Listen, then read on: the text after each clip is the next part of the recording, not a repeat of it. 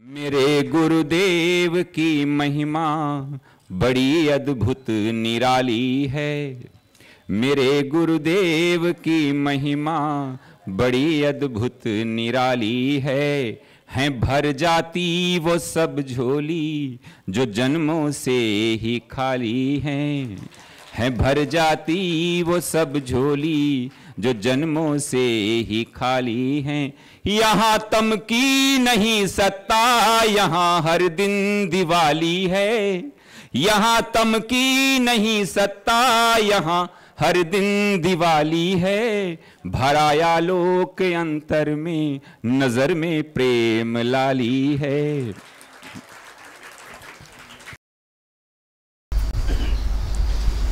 येन अश्रुतं श्रुतं भवति अमतं मतं विज्ञातं विज्ञातम् इति कथं नु भगवा सा आदेशो भवति इति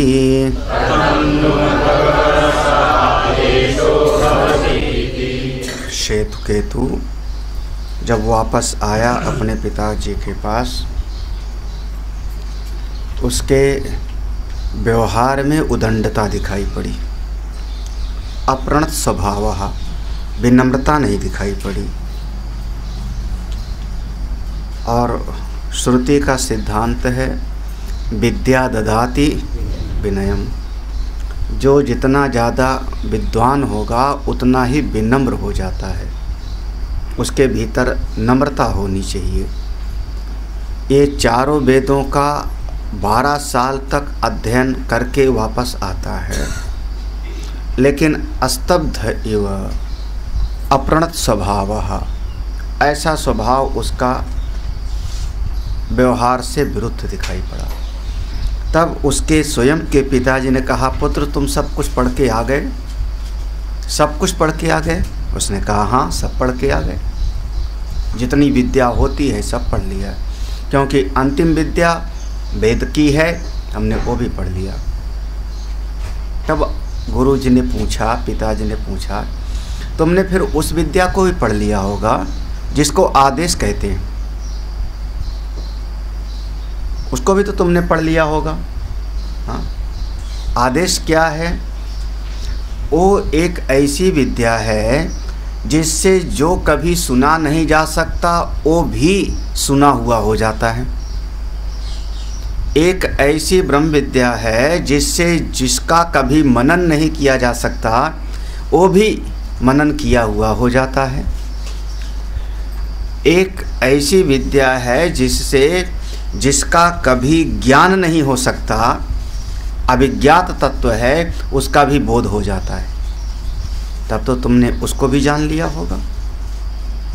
यहाँ पर जो सूत्र है, यह मूल सूत्र है प्रश्न का, एन अश्रुतं श्रुतं भवति अमतं मतं भवति अभिज्ञातं विज्ञातं भवति। ये 3 चीज़ें हैं। लगभग इस जगत में जितना भी हमको ज्ञान है वो श्रुत वस्तु का है। श्रुत माने किसी ने सुना है, किसी ने सुना है, अमुक चीज़ ऐसी होती है, अमुक वस्तु ऐसी होती है, उसने हमको बताया, उसने हमको बताया। और इस प्रकार से विद्यालय की परंपरा में चलता चला आता है। तो आज तक जितना भी हमको ज्ञान है वह सुने हुए विषय का ही है, जो कुछ सुना हुआ है। हो सकता है मेरे गुरुजी ने सुना, मेरे पिताजी ने सुना, नाना जी ने सुना, उन्होंने मुझको बता दिया, और उसको मैं कहता हूँ हाँ हमने सुन करके जाना है, हमको बताया था, मेरे दादाजी ने बताया था, मेरे नाना जी ने बताया था। यहाँ उस विद्या का उपदेश किया जाएगा, वो विद्या जिसको कभी सुना ही नहीं जा सकता। कारण क्या? क्योंकि जितना भी हम श्रवण करते हैं वो सब शब्दात्मक होता है, शब्द का ही श्रवण होता है। और शब्द हमारे आकाश महाभूत का एक गुण है। इसीलिए जब खाली जगह होगी, आकाश होगा, तो शब्द की प्रवृत्ति होती है। तो आकाश के बाद में जितने चीज बने, वायु, तेज, जल, अग्नि, शरीर, पशु, पक्षी, ये सब के सब आकाश के बाद बने, क्योंकि सृष्टि में सबसे पहले पैदा हुआ था आकाश, ततो आकाश संभूतः। तो ये सब के तो सब जितने हैं ये श्रुतम की श्रेणी में आ जाएंगे आकाश के बाद। लेकिन आकाश का जो गुण शब्द है, तो आकाश के पहले क्या था वो तो शब्द के अंदर आएगा ही नहीं। हाँ, क्योंकि आकाश का गुण शब्द है, तो आकाश के बाद में शब्द बन चलता है। और हमने आज तक जितना सुना है सब शब्द के माध्यम से ही हमने सुना है। तो जितना आपने सुना है आज तक वो सब आकाश के बाद का। और आकाश क्या है? मतलब आकाश का मूल है महातत्व। आकाश महातत्व में जाके विलीन हो जाता है, महातत्व जाकर के अव्यक्त में विलीन हो जाता है, और अव्यक्त जाकर के उस पर तत्व में विलीन हो जाता है, परम पुरुष में। अव्यक्तात् पुरुषः परा, वह उसमें जाके विलीन हो जाता है। तो आप तो जितना सुने हुए हो, जितना सुन के जान रहे हो, इसके ऊपर 3 सीढ़ियां और हैं जो शब्द के ऊपर हैं। महातत्व, अव्यक्त और परम पुरुष। तो जब महातत्व को ही शब्द से समझ नहीं पाओगे, जब अव्यक्त को ही शब्दों से समझ नहीं पाओगे, तो परम पुरुष की तो बात ही बहुत अलग है। कैसे समझ पाओगे? तो एन अश्रुतम, वह जो परम पुरुष तत्व है उसको कोई बता नहीं सकता। वो वाणी के परे है, शब्द के परे है, और तुमको वो विद्या प्राप्त करनी है जिससे उस तत्व का बोध हो जावे। कितना उल्टा पुल्टा है। हाँ? माध्यम है शब्द का ही, माध्यम है वाणी का ही, और कोई उपाय नहीं। हम गुरु जी के पास जाएंगे, वहाँ भी हमको शब्द ही सुनाई पड़ेगा। आप जो सत्संग सुन रहे हो ये भी एक शब्द ही है। अगर हम पढ़ रहे हैं तो ये भी एक शब्द है। अश्रुतम भी एक शब्द है, श्रुतम भी एक शब्द है। हमको इस शब्द के माध्यम से अशब्द तक पहुंचना है, इसके सहारे उस तत्व तक पहुंचना है। उपाय क्या है? व्यतिरेक का नेति नेति। यह जो शब्द है ये सारे के सारे शास्त्र का उपदेश गलत का निषेध कर देते हैं और स्वरूप में स्थिति कर देते हैं, और इस प्रकार से उस स्वरूप का ज्ञान होता है, ना कि उसके शब्द को प्रवृत्ति का, इसको कहते हैं शब्द की प्रवृत्ति का हेतु नहीं। उसमें शब्द की प्रवृत्ति के 4 हेतु माने जाते हैं: रूप, गुण, क्रिया और संबंध। याद आया ना? बहुत पहले पढ़ाया हुआ है। किसी वस्तु का कोई रूप होता है तो उस रूप को मैं शब्द का सहारा लेकर के वर्णन कर सकता हूँ। ये चौकोर है कि षटकोण है, रूप होगा तो। यह लाल है कि पीला है, पहली चीज। वो अपना परम पुरुष जिसका कोई रूप नहीं, तो आप शब्द से कैसे बता सकते हो? अश्रुतम। दूसरा शब्द की प्रवृत्ति का हेतु है गुण। हाँ, जब कोई हमको बात करनी होती है तो हाँ, आम बहुत मीठा है, क्या सहारा लिया? अब ये नहीं कह रहे हो कि आम गोल है कि चौकोर है कि लंबा है, हमने उसके गुण का सहारा लिया कि बहुत मीठा है। जब आप ये कहते हो भोजन स्वादिष्ट बना, अब उसके आकार का, रूप का सहारा नहीं ले रहे हो, वो मिठाई चौकोर है कि गोल ही है, नहीं। आपने कहा बहुत स्वादिष्ट है, तो आपने उसके गुण का सहारा लिया, उसके गुण का। नमकीन है कि खट्टा है कि चरपरा है कि मीठा है कि तीखा है, तो गुण का सहारा लेकर के मैं उपदेश करता हूँ कोई न कोई। और उस परम पुरुष में कोई गुण ही नहीं, वो तो निर्गुण है। हाँ, फिर तीसरा है, जब कभी हमको कुछ चर्चा करनी होगी तो कोई क्रिया का माध्यम लेता हूँ। शब्द की प्रवृत्ति का तीसरा हेतु है क्रिया। क्या काम करते हो? मैं ड्राइवर हूँ, मैं वकील हूँ, मैं इंजीनियर हूँ, मैं डॉक्टर हूँ। क्या तरीका क्या बनाए? आप डॉक्टर नहीं हो, आप ड्राइवर नहीं हो, आप तो आत्मा हो, लेकिन आपने एक क्रिया का सहारा लिया ना। इस काम को करता हूँ और इस काम को करने के उस क्रिया के सहारे से आपने अपने शब्द को बताना शुरू कर दिया कि मैं एक काम करता हूँ, मैं रसोईया हूँ, मैं एक काम करता हूँ, मैं वक्ता हूँ। क्रिया का सहारा लेते। परमात्मा कैसा है? निष्क्रिय। लो, हाँ, रूप का सहारा लेके चर्चा करोगे, गुण का सहारा लेके चर्चा करोगे, क्रिया का सहारा लेके चर्चा किया, या शब्द की प्रवृत्ति का बोलने का चौथा तरीका होता है, उसका कारण संबंध। ए बी का रिश्तेदार है। ये कौन है? मैंने पूछा किसी से, बच्चे ने कहा मेरा मित्र है, मेरे मौसी का लड़का है। एक अब क्या हुआ? ये मेरा बेटा है। आप क्या सहारा ले रहे हो? संबंध का। ये मेरी धर्म पत्नी है, ये मेरा पति है, ये मेरा पुत्र है, ये मेरे पिता हैं, हाँ, ये मेरी माँ है। एक संबंध का सहारा लिया।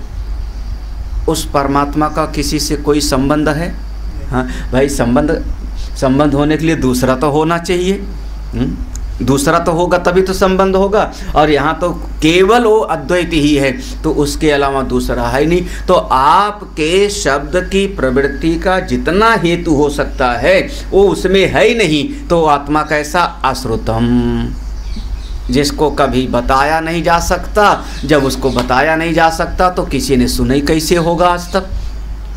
तो उस आत्मा को जिसको आज तक किसी ने सुना ही नहीं है, और क्यों नहीं सुना? क्योंकि किसी ने उसको बताया नहीं। बताया क्यों नहीं? क्योंकि शब्द की प्रवृत्ति के जो चार हेतु होते हैं वो उसमें है ही नहीं।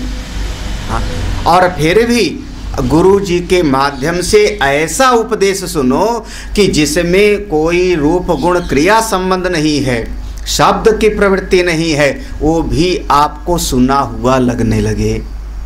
वो विद्या प्राप्त की आपने कभी? जितनी विद्या प्राप्त किया होगा सब वही चार, रूप गुण क्रिया संबंध, बस इसी में आप हिसाब लगा लेना। सारी विद्या आप उसको सुना हुआ हो जाता है, बस वही आएगा नेति नेति। वो बताने का मतलब यही है, निषेधात्मक वृत्ति से। नहीं नहीं, जब मैं कहता जाऊंगा अंत में पहुंच जाऊंगे। एन अश्रुतम श्रुतम भवति। दूसरा कहा आमतम मतम। आमतम जे ही मति ना लखै। ये जो हमारी मति है, जो मत माने जो मनन करता है, जहाँ पर मनन होता है उसका नाम है मन। मननात् मनः। और ये मन जब किसी चीज़ का मनन करता है तो मन कहता है हाँ हाँ मैं समझ गया, मैं समझ गया, बिल्कुल समझ गया, समझ में आ गई बात। मैं अभी सोचूंगा, विचार करूंगा। ठीक है, आप बता जाओ, मैं सोचूंगा। हाँ, किसका सोचोगे आप? विचार किसका करोगे? मन से सोचोगे किसका? जिस चीज का, फिर वही चीज में, जो चीज कभी हमारे दृश्य और श्रुत की श्रेणी में आता है, मन उसी का मनन करता है। जिस चीज को हमने कभी न कभी देखा है या जिस चीज को हमने कभी न कभी सुना है, उसी का मन मनन करता है। मन की गति बस इतने में है, दृश्य और श्रुत तक। हाँ, अब चाहे आप टीवी के माध्यम से सुन लो, देख लो, चाहे रेडियो के माध्यम से आप सुन लो, चाहे विद्यालय के अध्यापक के माध्यम से सुन लो, जो चीज़ आपने कभी देख लिया उसका मनन करोगे, मन वहाँ जाएगा। या जिस चीज़ को आपने कभी सुन लिया, मन उसका मनन करता है। हाँ, अभी परसों फोन आया, स्वामी जी कैलाश से आ गए, ठीक ठाक। अब मन में कैलाश आ गया मेरे। क्यों आ गया? हाँ, क्योंकि हमने सुना भी है और उसको देखा भी है। दोनों बातें हैं ना, सुना भी है, देखा भी है। आपने सुना है और देखा नहीं तो भी मन में कल्पना कर लोगे कि ऐसा होगा, कभी फोटो में देख लिया, टीवी में देख लिया, ऐसा होगा संभवतः। रास्ता कैसा है? बहुत कठिन। कैलाश का कैसा रास्ता है? हाँ, अब देखो, मनन करो, खूब मनन करो, रास्ता कितना मुश्किल होगा भाई। कैलाश मानसरोवर का हाँ, आसान है कि कठिन? मनन करो, जो बेचारे सुने नहीं, केवल सुना हुआ है, देखा नहीं है, इनसे पूछो कैसे कैसे मनन करेंगे। फिर वो जो सुना हुआ है कि बड़ी कठिनाई होती है और ऐसा होता है, तो वो हाँ बड़ा पहाड़ी की चढ़ाई होगी, फिर कभी केदारनाथ गए होंगे तो उससे कंपेयर करने लगेगा मन, जैसे केदारनाथ में है ऐसे हुआ होगा। फिर कभी उधर अमरनाथ में बालटाल से चढ़े होंगे, खड़ी चढ़ाई, तो मन में तुरंत कल्पना आएगी हाँ कैलाश की चढ़ाई ऐसे होगी। वो आपका मन एक तुलना कर रहा है, जो देखा हुआ है सुना हुआ है उससे उसका। वास्तव में आपने उस जिस चीज का ना देखा ना सुना मनन कर ही नहीं सकते, संभव नहीं। तो मन की गति वहां तक जाती है जो दृश्य या श्रुत की कैटेगरी में है। इसलिए मंत्र में पहले आया एन अश्रुतम। तो जब वो अश्रुत है, सुन ही नहीं सकते हो, और फिर उसको देखा ही नहीं आपने अभी तक, क्योंकि देख लेते तो फिर यहाँ बैठते नहीं, आप मुक्त हो जाते। देखा ही नहीं तो आप उसका मनन कैसे करोगे? हाँ नहीं, आज आत्मा का मनन करूँगा। क्यों? सुन लिया है, श्रवण और मनन करना है, तो चलो बैठो आत्मा का मनन करूं। आत्मा का मनन नहीं कर रहा हूं मैं, साधन का मार्ग का मनन कर रहा हूं, उपाय का मनन कर रहा हूं। हमको यज्ञ करना है कि तप करना है कि चिंतन करना है कि गीता पढ़ना है कि उपनिषद पढ़ना है, आप उपाय का मनन कर रहे हो, तत्व का मनन नहीं कर पा रहे हो। जो सुना है उसका मनन कर रहे हो, जो कभी देख लिया है वह अमत है। अमत माने कभी मन की कटोरी में आता ही नहीं, मन को कभी अनुभव नहीं, संभव नहीं। तो लेकिन एक ऐसा उपदेश है कि जो दृश्य की कोटि में नहीं है, जो श्रवण के श्रुत की कोटि में नहीं है, उसका भी मतम हो जाता है। अमतम मतम भवति, भवति यहाँ भी जोड़ लो, सब जगह पर जोड़ लो। हाँ, एन अश्रुतम श्रुतम भवति, अमतम मतम भवति, जिससे अमत तत्व मत हो जाता है। तीसरा कहा अभिज्ञातम विज्ञातम भवति इति, अभिज्ञातम विज्ञातम भवति, जो अभिज्ञात तत्व है, अभिज्ञात। हाँ, चलो पुराण में समझ लो, अभिज्ञात नाम का सखा है, अभिज्ञात, अभिज्ञातम। उस अभिज्ञात को पुरंजन नहीं जान पाता। कब जान पाता है? जब एक आकृति लेके आ जाता है तब, जब एक ब्राह्मण का रूप बना करके आ गया तब, उसके पहले अभिज्ञात ही है। और जब पुरंजन ने देखा होगा तो किसको देखा? अब वो असली को नहीं देख रहा है, क्योंकि वहाँ लाठी टेकता हुआ एक वृद्ध ब्राह्मण खड़ा है और वो कह रहा है कि मैं तुम्हारा अभिज्ञात नाम का सखा हूँ। तो जो देख रहा है, पुरंजन जिसको देख रहा है वो मायामयी है।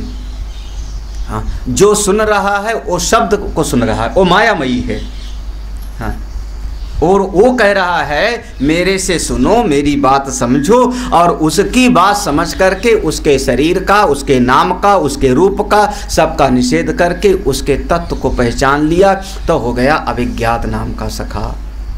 अभिज्ञात नाम, जिसको बुद्धि कभी जान नहीं सकती।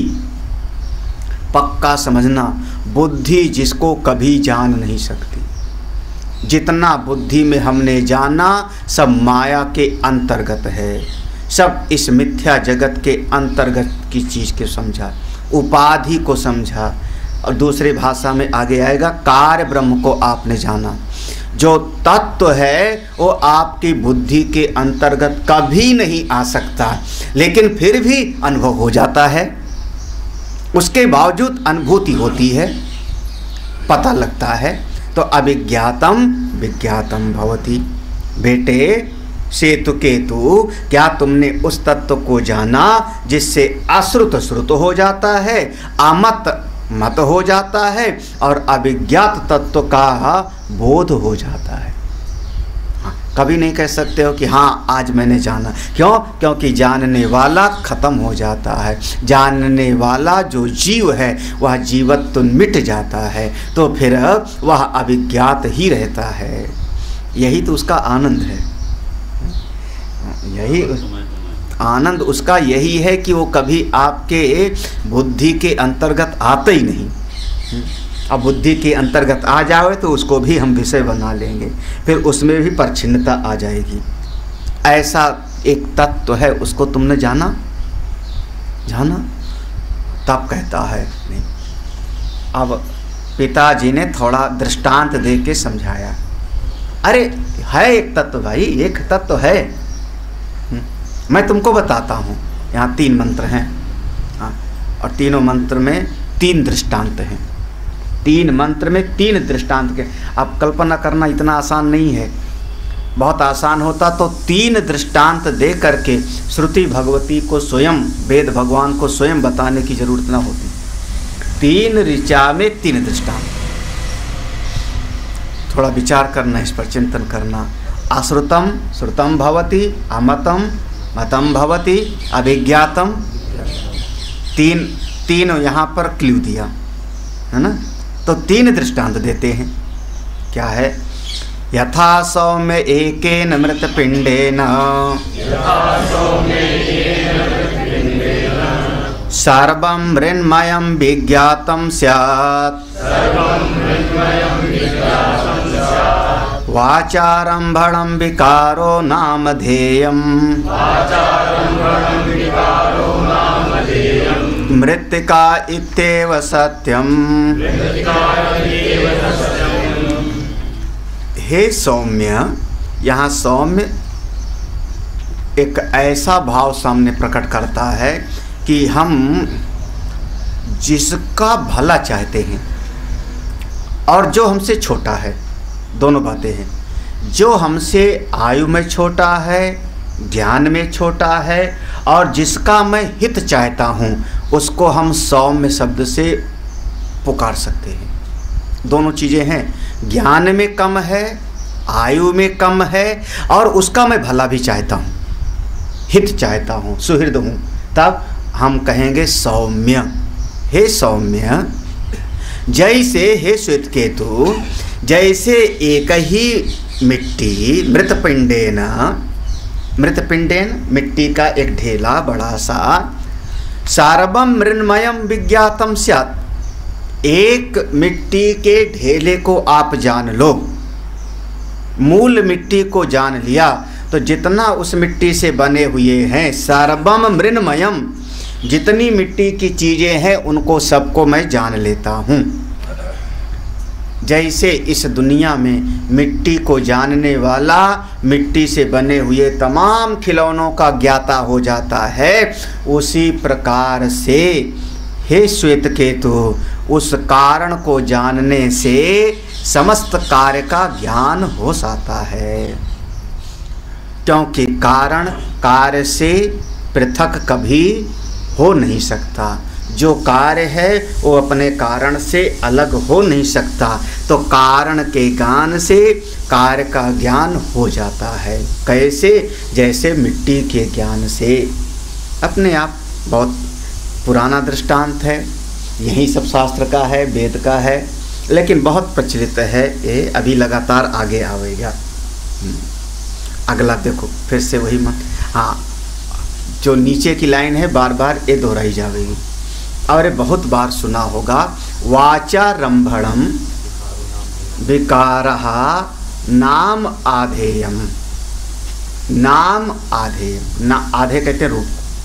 हाँ, जैसे ये इतना चौड़ा, इतना लंबा, इतना मोटा, 100 ग्राम का, इसका नाम है आधे।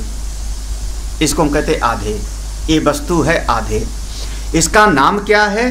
बोले नाम कुछ दे दिया हमने, किताब है, गीता जी है, नाम दिया। तो 2 चीज़ हो गया, एक नाम और उसका एक रूप, आधे।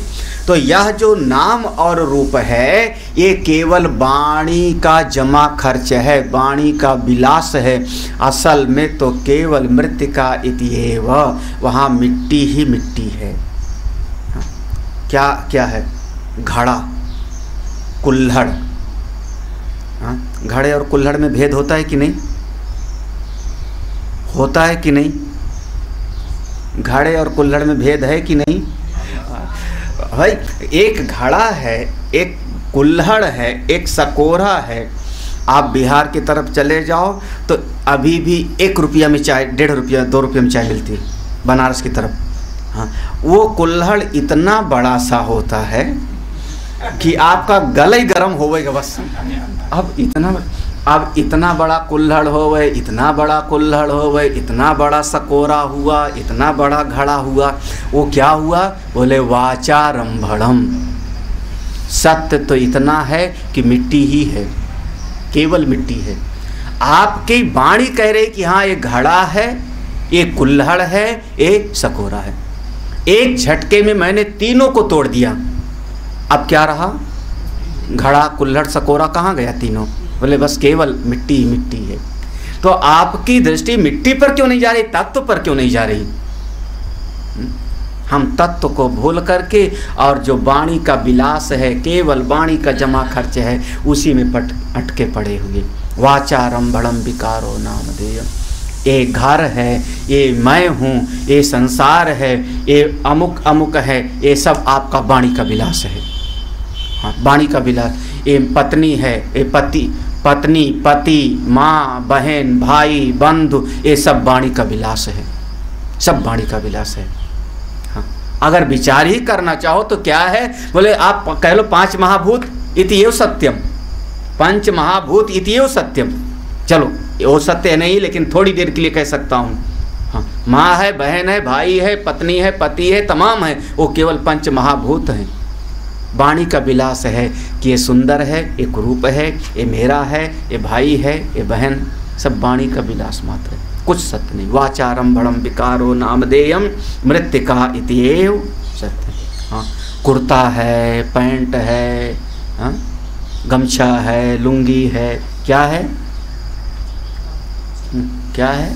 सब वाणी का विलास है, वाणी का विलास। क्यों? क्योंकि धागा मात्र है। धागा इत्येव सत्यम, सूत इत्येव सत्यम। कपास ही है।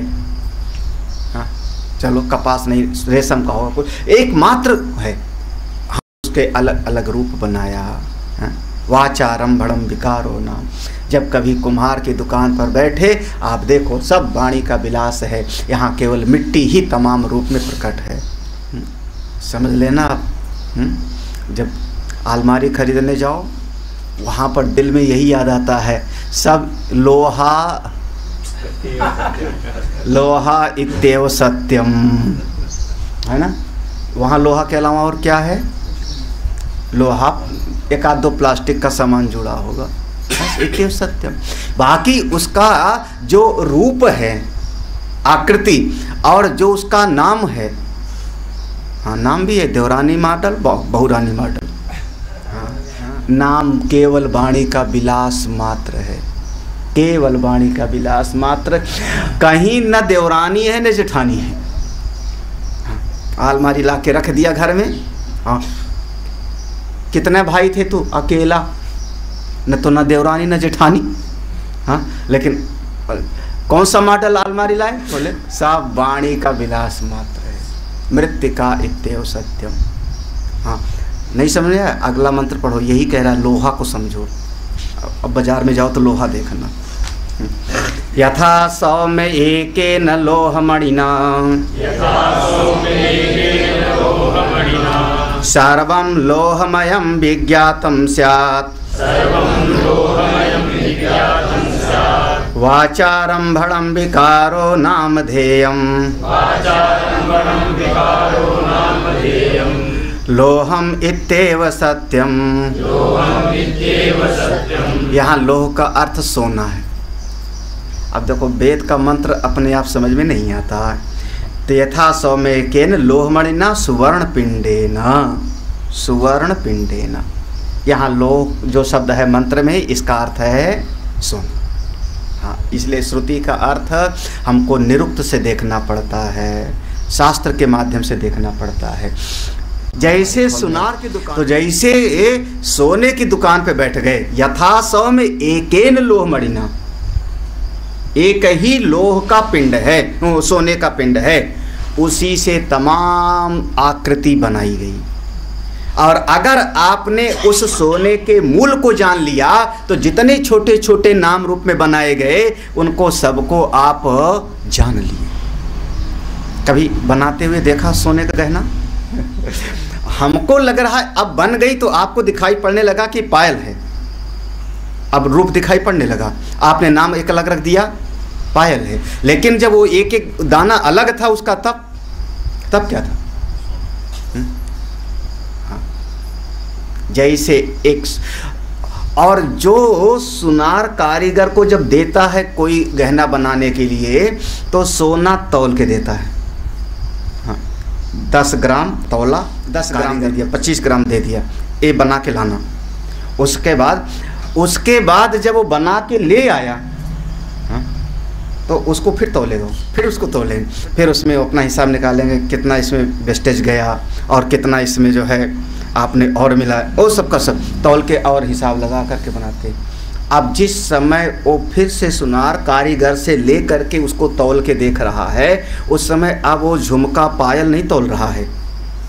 क्या तौल रहा है कि हमने जितना सोना दिया था उतना ही सोना आया कि इसमें से 1 ग्राम मार दिया इसने, समझना, वो ये विचार कर रहा है हम। और जब वही चीज़ उसने मेज पर फैला के मेरे सामने रख दिया तो मेरे लिए अब वो तमाम तरह की आकृति हो गई, रूप हो गया।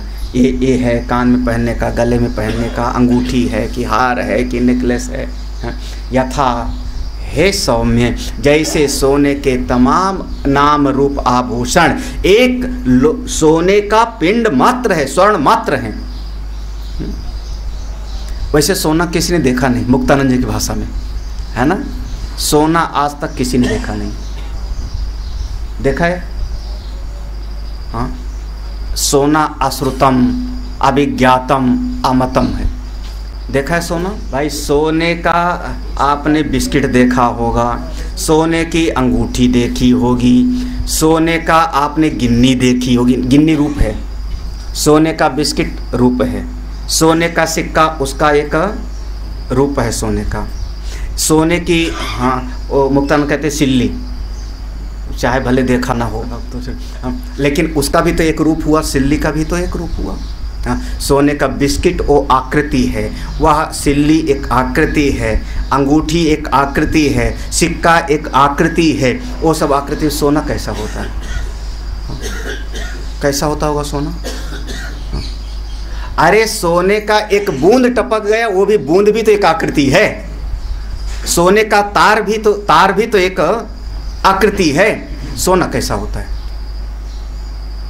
हाँ, तो क्या है? बोले वह सोना अभिज्ञात है, वह सोना अश्रुतम है, वह सोना अमतम है। लेकिन उसकी आकृतियों के, उसके मूल को ज्ञान हो जाए तो सबका ज्ञान हो जाता है।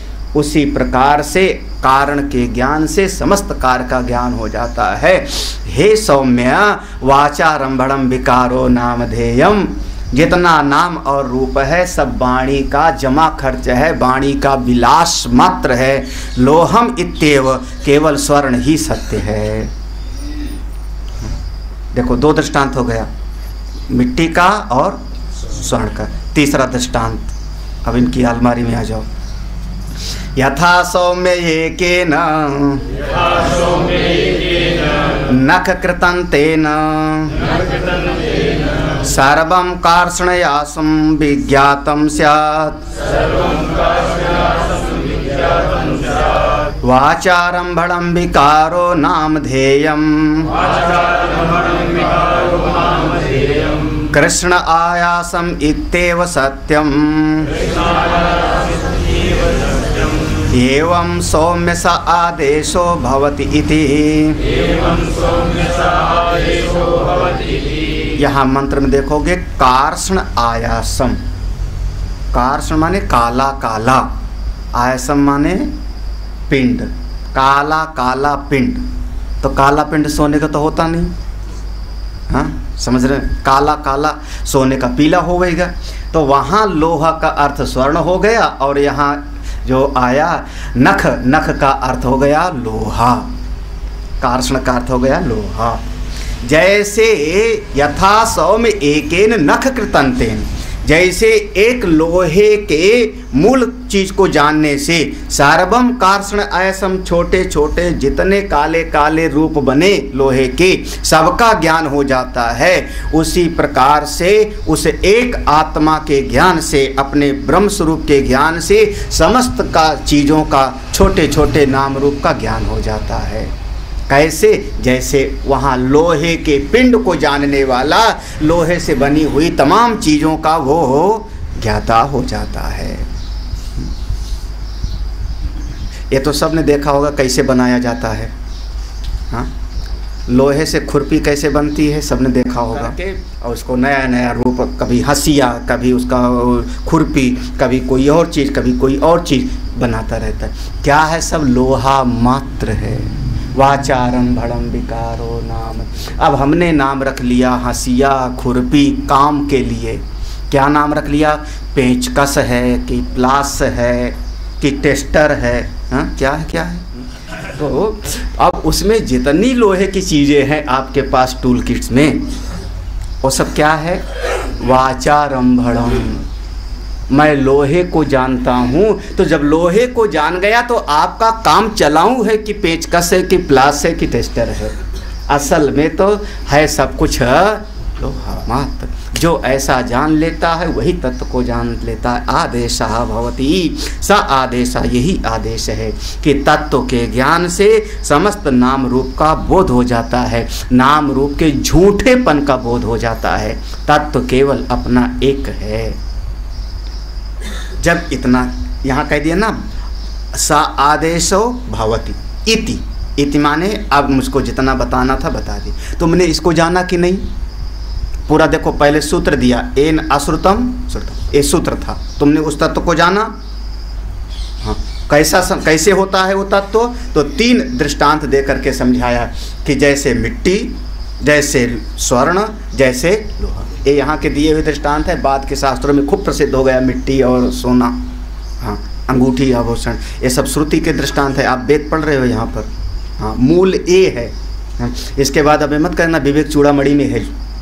हाँ, जो विवेक चूड़ामणि में है वही छांदोग्य उपनिषद में है। सही बात है मेरी? हाँ, बस ये गलत शब्द है, ये बिल्कुल गलत शब्द है।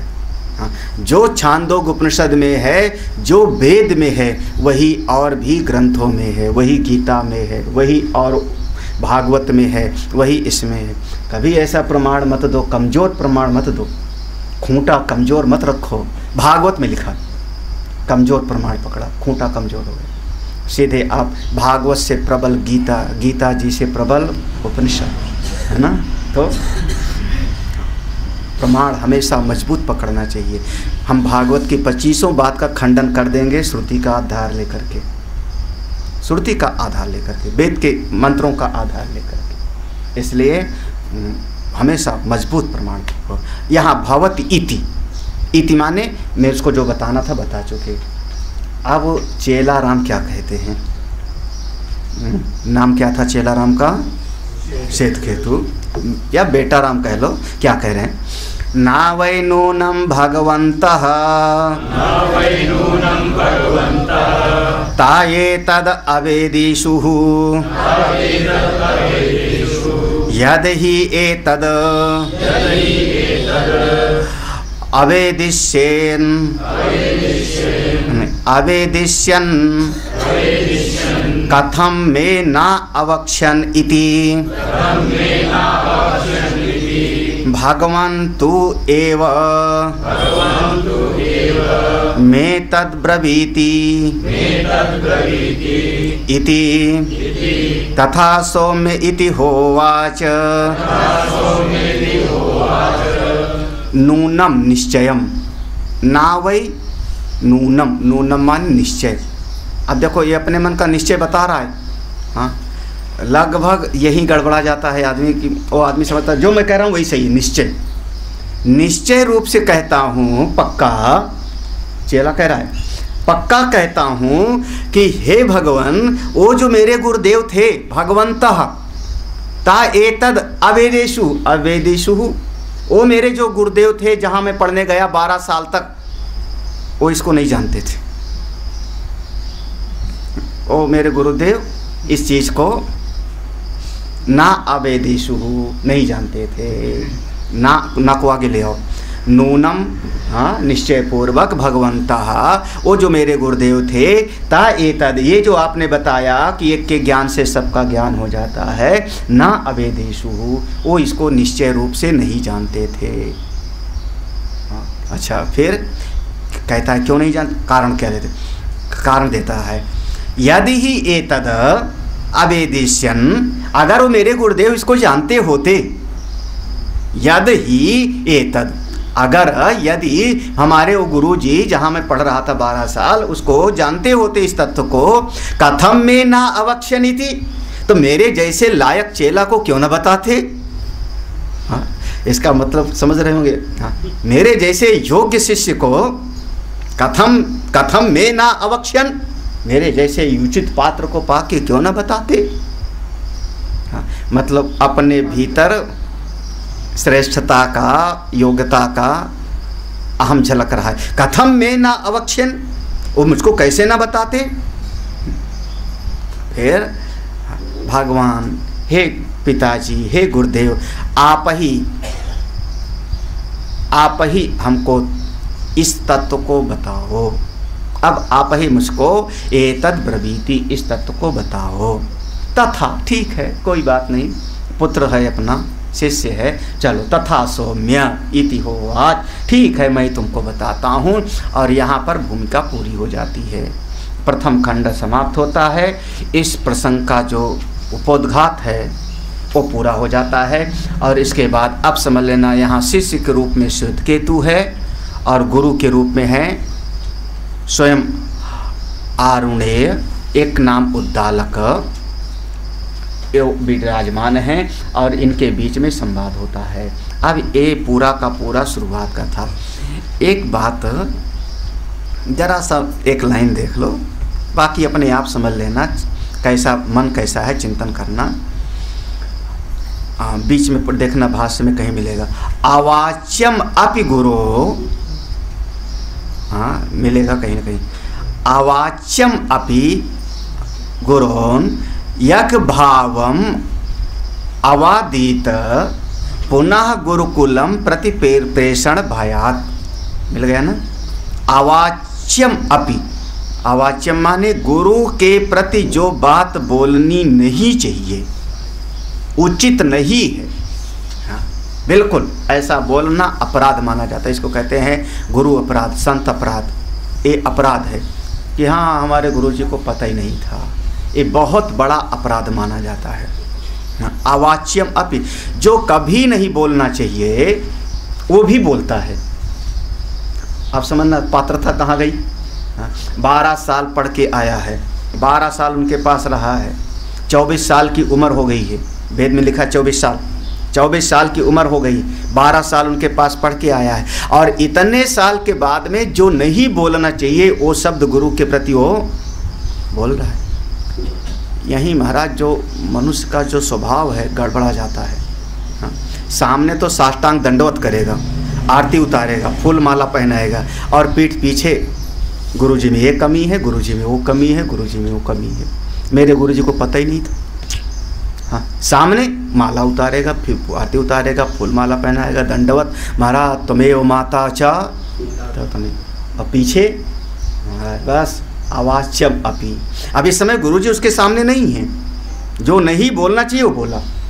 किस डर से बोलता है, कारण क्या है बोलने का, कि पुनः गुरुकुलम प्रति, हाँ कहीं ऐसा ना हमारे पिताजी फिर से भेज देवे वहीं पर प्रेषण भयात।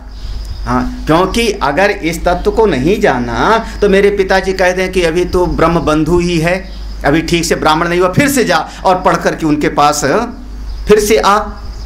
तो लगता है कि गुरुजी थोड़ा कठोर रहे होंगे, पकाया होगा खूब। हाँ, तो मुझको ऐसा लगता है यहाँ पे कि ये बिल्कुल देखो कि वो डरा हुआ है गुरुकुल से, बिल्कुल डरा हुआ है कि कहीं पिताजी फिर न कह दे भाई जा वहीं पर और फिर से पढ़ के या 12 साल।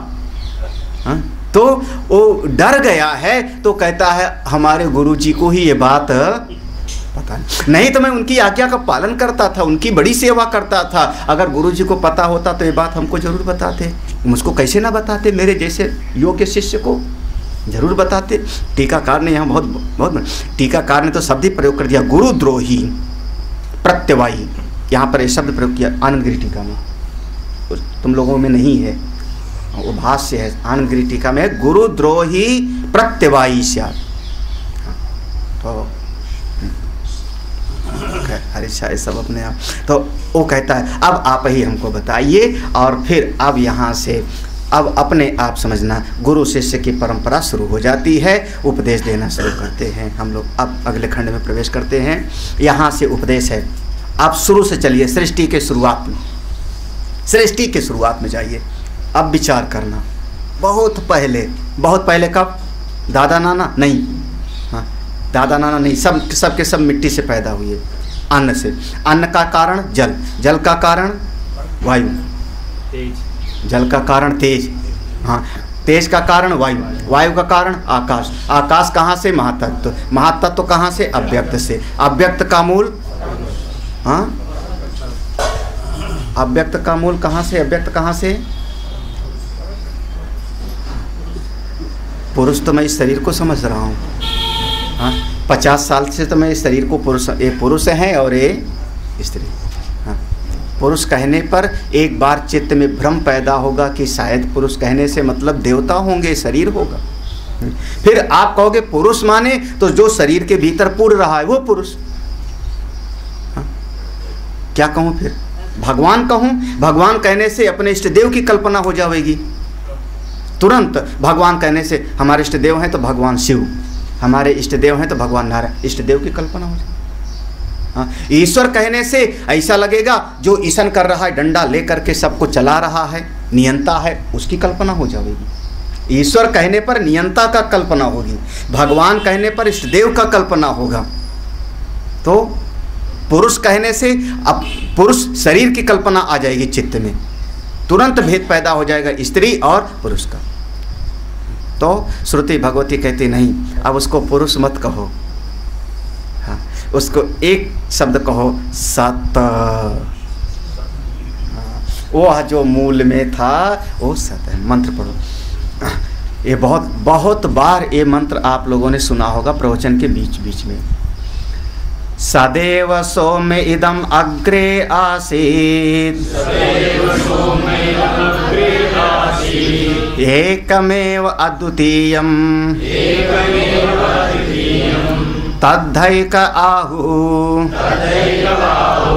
असद एव इदम अग्रे आसीत् एकमेव अद्वितीयं तस्माद् असतः सत् जायत। हाँ बहुत ध्यान से, इस पर बहुत बढ़िया भाष्य है, अलग से पढ़ने लायक।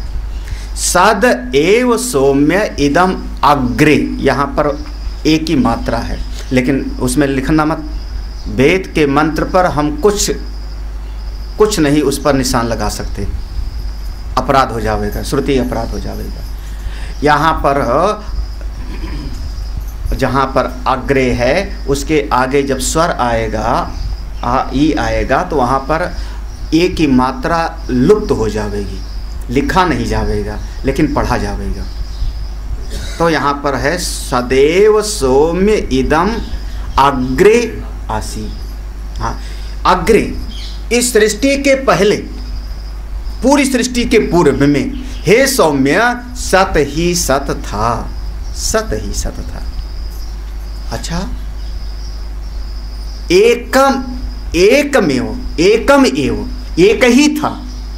अब ऐसा मत समझना कि सत था तो कुछ और भी था, ना ना, सत ही सत सृष्टि के पहले था और एक ही था। तो अच्छा, तो एक था तो उसके मूल में दूसरा भी रहा होगा, प्रकाश के अंधकार भी होता है। बोले नहीं, अद्वितीयम, एकमेव अद्वितीय।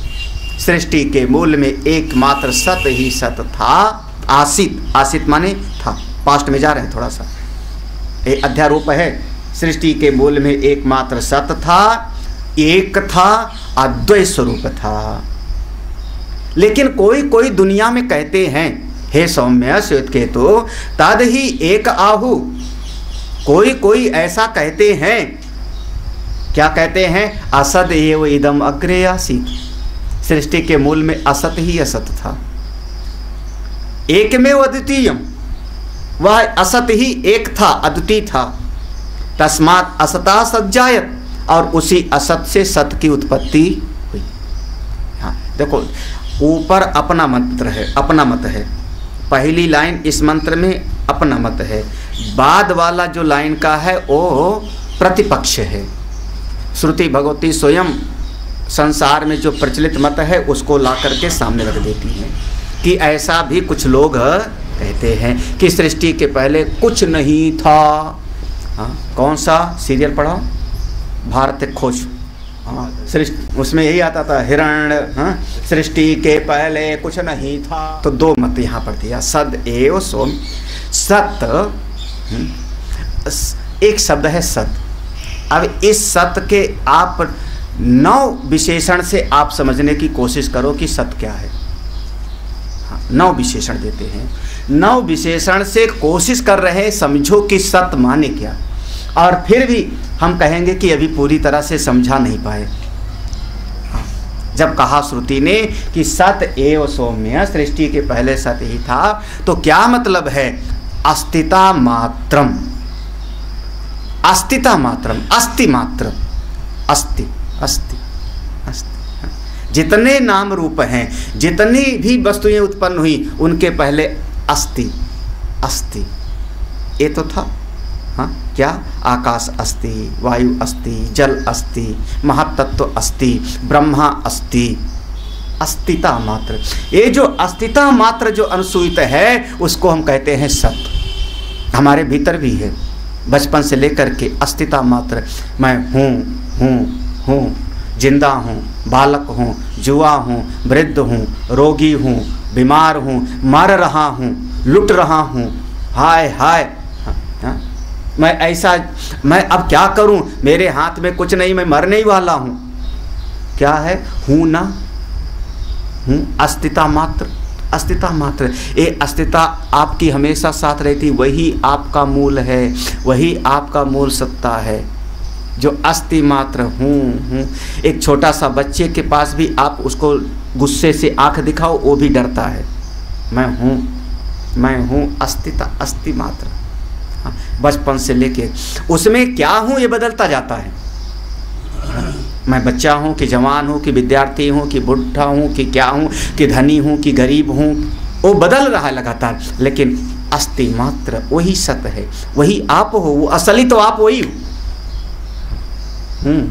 हूँ तो ना सत, जो अस्ति मात्र है वही जो है सत है, अस्तिता मात्र। हाँ, जो अनुसूयित है। वृक्ष अस्ति, फिर काट दिया पूरा का पूरा पेड़ को तो लकड़ी काष्ठ अस्ति, फिर जला दिया तो कोयला अस्ति, हाँ, फिर कोयले को जला दिया तो राख अस्ति, है तो ना। हाँ, सत्ता तो उसकी है।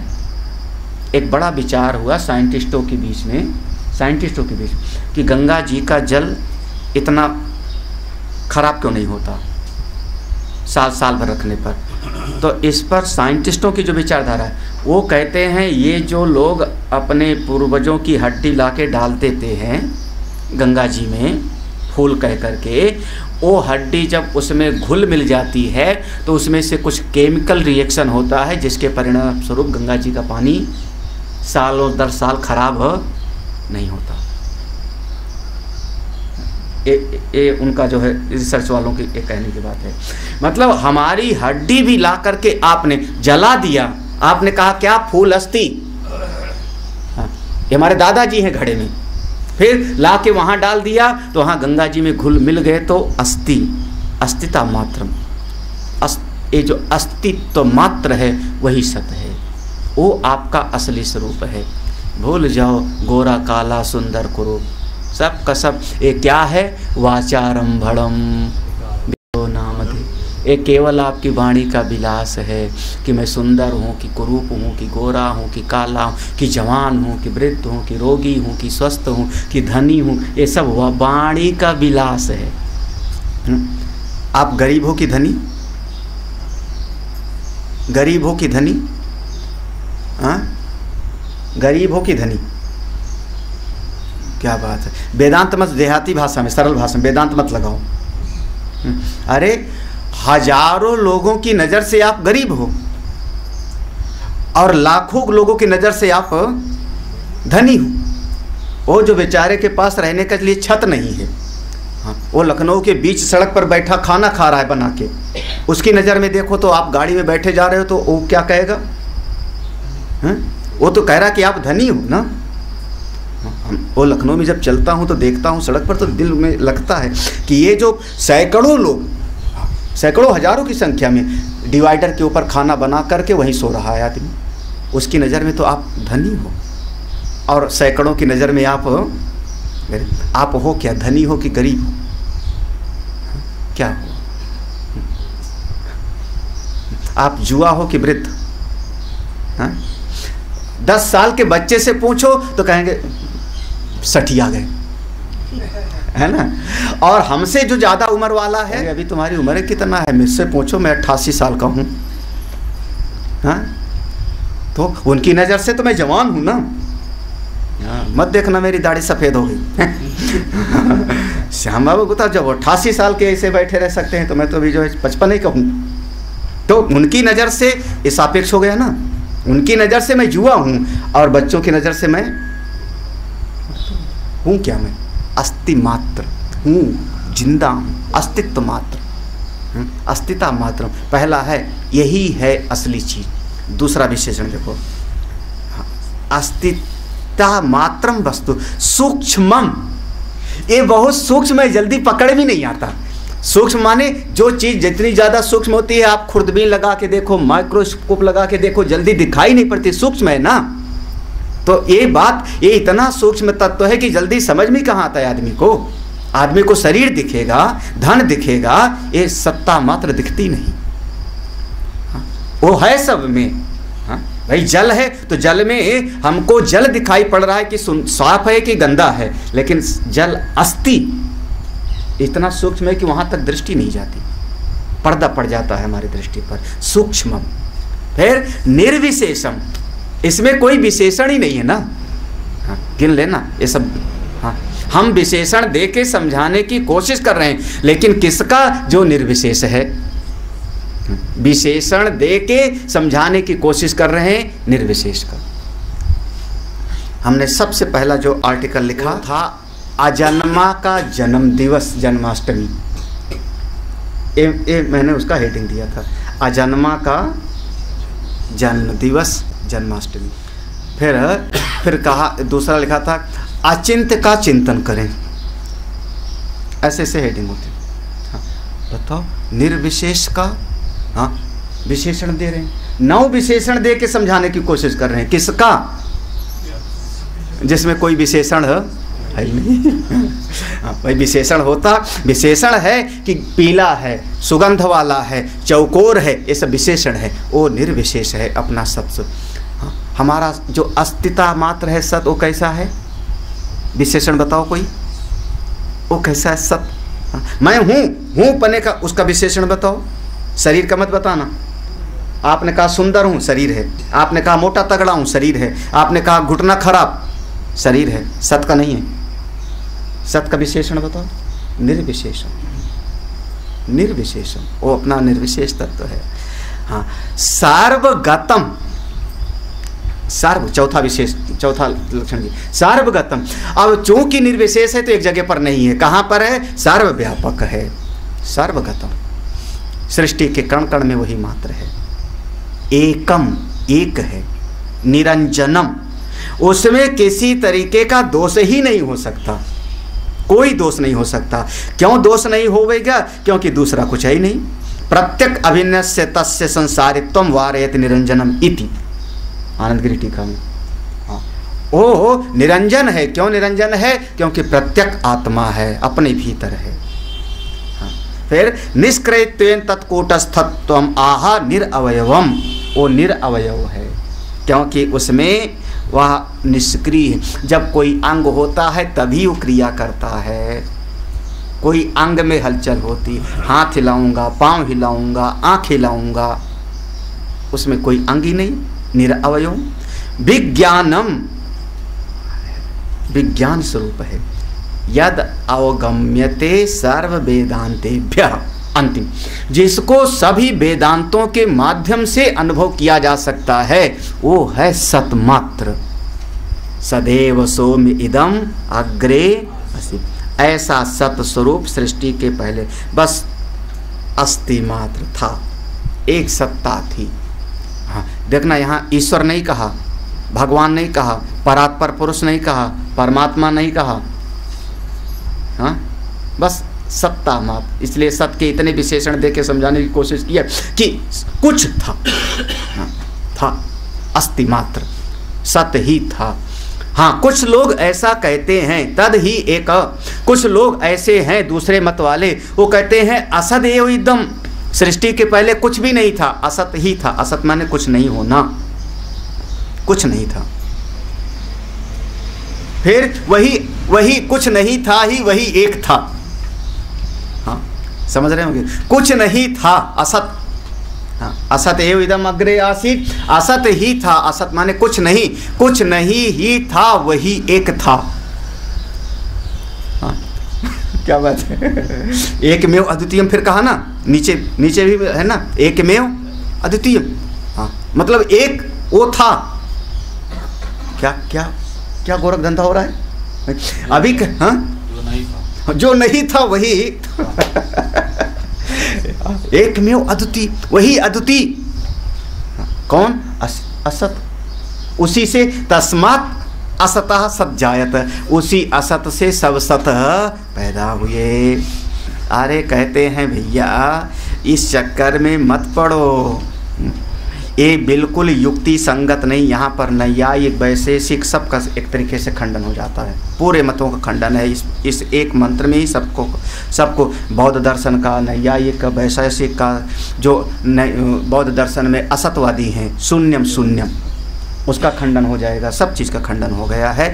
कारण क्या? बस एक ही चीज़ है, क्योंकि असत की सत्ता का बोध किसको हुआ, बस इतना ही समझ लो। असत की सत्ता का बोध कैसे होता है, और असत की सत्ता का जानने वाला तो वर्तमान में है। असत की सत्ता को जो जानेगा वो तो है ना।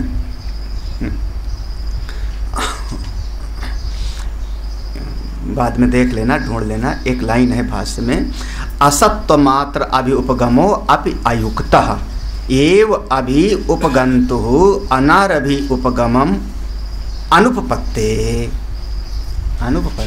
ऐसा एक लाइन है। हाँ प्रामाण अभाव, ऐसे जो है आगे आएगा। चूँकि पूरा भाष्य पढ़ाना उतना अगर पूरा भाष्य पढ़ाना हो तो एक हफ्ते इसी में चला जाएगा, और तत्वमसि तो हो फिर कब होएगा। इतना समझ लो कि असत को जो कहता है, असत की सत्ता को स्वीकार करने वाला तो है ना। तो कैसे आप कहते हो कि असत है? इसी बात को देखो श्रुति भगवती खुद कह रही, प्रश्न करें, आक्षेप है श्रुति भगवती। हे सौम्य, ये जो लोग कहते हैं सृष्टि के पहले असत था, कैसे हो सकता है? कुतस्तु खलु सौम्य एवं स्यात् इति होवाच कथम असतः सज्जायेत इति सत्येव सौम्य इदम अग्रे आसीत् एकमेव अद्वितीयम्। हाँ अच्छा, कुतस्तु, कुतः कैसे, कहाँ से, कैसे हो सकता है? कुतस्तु खौल, खल मान निश्चय। हे सौम्य, हे श्वेतकेतु, निश्चय करके सोचो, विचार करो, ये हो कैसे सकता है, ये संभव कैसे है? कुतस्तु कैसे हो सकता है, संभव कैसे हो सकता है? क्या चीज? जो ये लोग कह रहे हैं कि असत से ही सत पैदा हुआ, तस्मात् असता सत, ये कैसे हो सकता है? असत से सत की उत्पत्ति कैसे हो सकती है? शून्य से कोई चीज़ की उत्पत्ति कैसे हो सकती है? और शून्य से अगर कोई चीज़ की उत्पत्ति होती है तो उसको हम कहते हैं विवर्तवाद, जादूगर का जादू। जादूगर का जो हाथ उठाया और उसने कबूतर दिखाया, जादूगर का जादू, तो वो उसकी सत्ता नहीं होती, फिर उसको सत कैसे कह सकते हो? असत से जो पैदा होगा वो सत नहीं हो सकता, वो केवल कल्पना मात्र होवेगा, भ्रम मात्र होवेगा, जादू। असत से सत की उत्पत्ति कैसे हो सकती? कुतस्तु खल सौम्य, ये कैसे हो सकता है? ये संभव नहीं है। इसलिए निश्चय निष्कर्ष है सत, सत्येव सौम्य इदम अग्रे आसीत, ये अंतिम निष्कर्ष है। आक्षेप का उत्तर दे करके बिल्कुल ज्यों का त्यों। यहाँ पर थोड़ा सांख्य दर्शन का भी खंडन है, सांख्य दर्शन में भी दो मत हैं, उसका भी खंडन है। यहाँ पर थोड़ा सा बीज अंकुर, यद्यपि बीज उपमर्दे अंकुरो जायमानो दृष्टो अभावात् एवेति। हाँ भाई,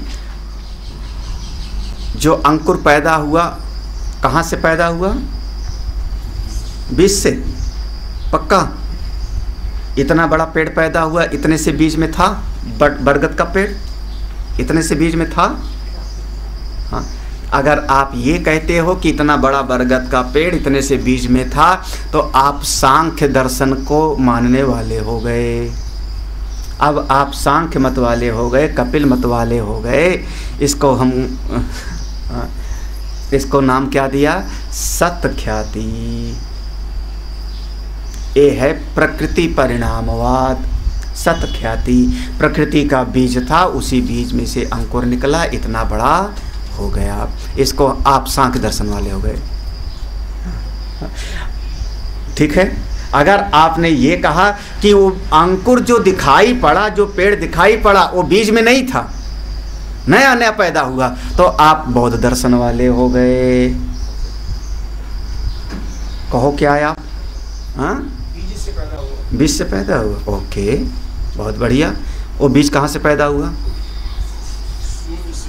हाँ, वो बीज कहाँ से पैदा हुआ? पेड़ से। फिर वो पेड़ कहाँ से पैदा हुआ? फिर बीज से। फिर वो बीज कहाँ से पैदा हुआ? हाँ, तो फिर हाँ, अभी क्या पढ़ रहे हो कि जितना दिखाई पड़ता है वो सब मिथ्या है, झूठा, यही पढ़ रहे हो लगातार। तो ये जो हमने कहा कि जो अंकुर पैदा हुआ बीज से, ये आप देख के बोल रहे हो ना, क्योंकि रोज़ हम देखते हैं। चना बोया था तो चना का पेड़ पैदा हुआ, गेहूं बोया था तो हम देखते हैं ना, देख करके हम कह रहे हैं। हाँ, आप प्रत्यक्ष प्रमाण को देख, अरे महाराज कल बोया था तभी तो पैदा हुआ, तो और फिर वो बात जितना देखा सब झूठ। हाँ, दोनों बातों से हाँ, इसलिए असत से सत की उत्पत्ति नहीं हो सकती। हाँ, तो सत से सत की उत्पत्ति होगी, बोले सत से भी सत की उत्पत्ति नहीं हो सकती, क्योंकि जो है फिर उससे उत्पन्न क्या होगा? हाँ, क्या हो सकता है? तो सृष्टि कैसे पैदा हुई आगे कल पढ़ेंगे हम लोग, लेकिन यहाँ पर पूरा का पूरा यहाँ पर मूल सिद्धांत हैं। हाँ, यहाँ पर सत ख्याति, असत ख्याति, आत्मख्याति और अन्यथा ख्याति, इन्हीं चार का आधार लेकर के भगवान भास्कर ने भाष्य लिखा है। सत ख्याति, असत ख्याति, आत्मख्याति और अन्यथा ख्याति, ये चार प्रकार की ख्याति होती है। ख्याति एक अलग विषय होता है। हम लोग हाँ, अनिर्वचनीय होती है। अनिर्वचनीय ख्याति हमारी ख्याति, हमारे वेदांत की अनिर्वचनीय ख्याति। सत ख्याति सांख्य दर्शन का है, असत ख्याति बौद्ध दर्शन का है, अन्यथा ख्याति न्याय वैशेषिक का है, आत्मख्याति योग दर्शन का है। हाँ, तो ऐसे ऐसे सबका अपना अपना ये सब दर्शन है। कोशिश किया जाता है कि सब पढ़ के तब उपनिषद में आओ तो आसानी से समझ में है, क्योंकि वेद का ऋचा तो इतना है कि सद एव सोम इदम अग्रे आसीत्, एकमेव अद्वितीय, ये है मूल सूत्र। इसीलिए श्रुति भगवती ने फिर से उस लाइन को ज्यों का त्यों रिपीट किया। हाँ, सदैव सोम इदम अग्रे आसीत्, सत एव इदम अग्रे सोमिदम अग्रे आसीत एकमेव। देखो 2 बार रिपीट किया ना, पहले किया फिर कहा कुछ लोग कहते हैं असत से पैदा हुआ, तो ये कैसे संभव है, शून्य से कैसे पैदा होगा कुछ, और शून्य से अगर कुछ पैदा होगा तो उसमें अस्तित्व मात्र नहीं होगा, सत मात्र नहीं होगा, वो कल्पना होगी, उससे फिर किसी का भूख प्यास शांत नहीं। जादूगर के पैसे से आप जादूगर भी कुछ खरीद नहीं सकता। जादूगर ने जादू से नोटों का बंडल दिखाया और उसके बाद 1-1 रुपया मांगता है। उल्टा उसको बोलो कि उसी नोट के बंडल से काम चला ले, तो वो फिर संभव है, वो फिर संभव नहीं, फिर उसके बाद 1-1 रुपया मांगेगा। तो असत से जो पैदा होगा उसमें अस्तित्व मात्र नहीं होगा, वो कल्पना मात्र होता है। इसलिए निष्कर्ष ये दिया कि सदैव सोम इदम अग्रे आसीत, सत एव, यही होता है। उस सत्य ने अब विचार किया, उस सत्य ने कल्पना किया कि मैं अकेला हूँ, अकेले रहने में मज़ा नहीं आता, अनेक रूप में प्रकट हो जाऊँ। वो सत्य वहाँ उस जो मूल था उसने विचार किया अनेक रूप में प्रकट हो जाऊं, और फिर आगे सृष्टि का क्रम शुरू हो जाता है। अगली क्लास 10 साढ़े 10 बजे। ओम पूर्णमद